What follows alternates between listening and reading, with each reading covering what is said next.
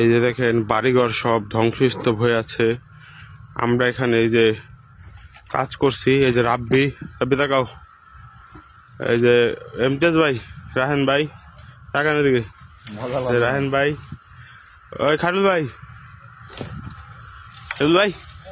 লোক দেন, এই যে খায়রুল ভাই, ওই যে ওইখানে ইয়াসিন আছে, সবাই আমরা কাজ করতেছি।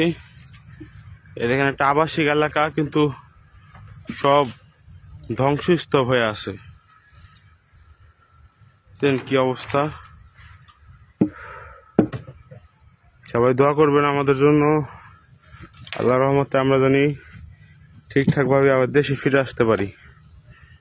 এগুলো আমাদের এখনকার বর্তমানের কাজ। শত্রুপক্ষের বাংকার গুলো আমরা নিমাইতেছি।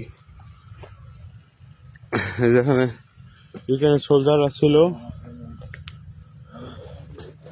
এই বাংকার গুলো আমরা ভরতেছি।